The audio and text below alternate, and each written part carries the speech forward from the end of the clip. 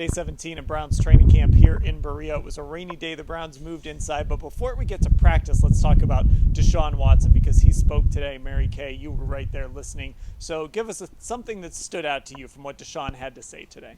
Well, the number one thing that stood out to me was the fact that he really feels that he can do some of the same things that Patrick Mahomes has done. And we know Patrick Mahomes has been to 3 Super Bowls. He's won 2. If Deshaun can come even close to that, my goodness, for the Browns and for their fans. But he also mentioned that he feels that he and Patrick Mahomes form one of the best quarterback classes ever drafted. I thought that was pretty big.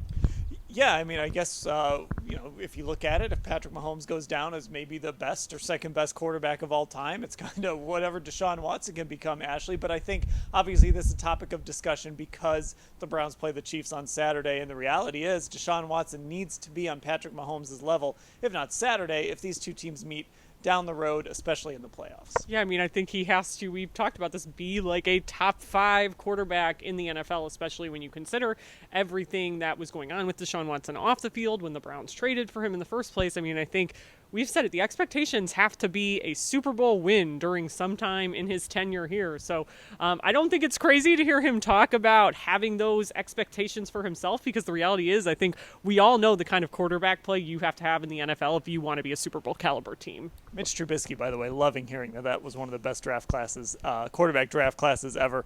Mary Kay, what else stood out as you were standing there listening?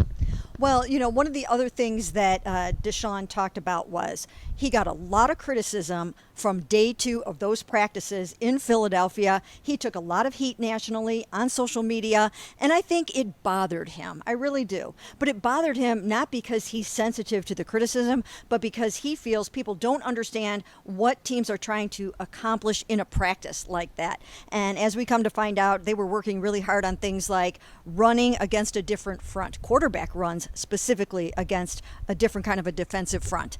And again, he just got just hammered for throwing a couple of interceptions. And so he talked a little bit about that. Yeah, Ashley, we talked about this on the podcast. Sometimes you do have to remember practice is practice, and they are practicing things. So sometimes it's not always going to look the way it's going to look on Sundays. Right. I mean, it's exactly basically what Deshaun Watson laid out. I think a lot of times in these practices, especially you see it with the better teams. We talked about this on the podcast. Like Patrick Mahomes is a guy who loves to try things during practice and doesn't care so much about if he's making an interception because he's trying a crazy throw. Like I think in joint practices, when you want to take advantage of having different competition there, those mistakes are going to happen, and you don't always know the reason for those mistakes happening until a player maybe gives you an explanation like Deshaun did today.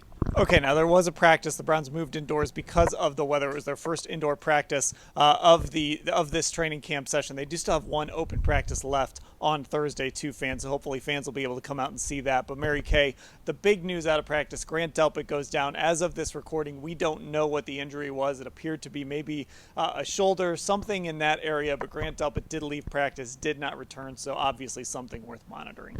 Yeah, from photos and different things that we did end up seeing, it almost looked like he was holding his forearm on his way out. So I kind of wrote it like that it looked like it may have been a forearm, but we don't know for sure. It was something having to do with the right arm. It happened in a collision with wide receiver Jalen Wayne in 11-on-11s.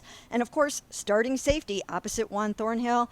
He's aiming for greatness this year. We heard from his safeties coach, Ephraim Banda, just raving about Grant Delpit and how hard he's worked this training camp. So here's hoping for Grant and for the Browns that he's okay. Yeah, and Ashley, it has been tough sledding for Grant. Obviously, the Achilles injury, defensive system that maybe didn't always fit him great. And this is so many guys are so excited for this season and playing for Jim Schwartz, and Grant's certainly on that list. And so if he has to miss any time, that would be bad for him, also just bad for this defense. Yeah, I mean, we've talked about, I think Grant is one of those guys that we expect to really thrive in this Jim Schwartz scheme, especially, or Lance Reisland has talked about the way he can get in the box in this defense too, and the way they've been moving guys around. And it's not just, I think, Ephraim Banda's praised him, Juan Thornhill's praised him, like Mary Kay said, but I remember Grant at the Greenbrier talking about feeling like he hasn't accomplished what he wanted to yet. So anytime, a guy goes through an injury like this, if he's going to be sidelined for a little bit, it's unfortunate at the start of the season. All right, so we're keeping an eye on that as the day goes along and into, of course, Thursday. As I mentioned, the Browns have one more open practice of this training camp on Thursday.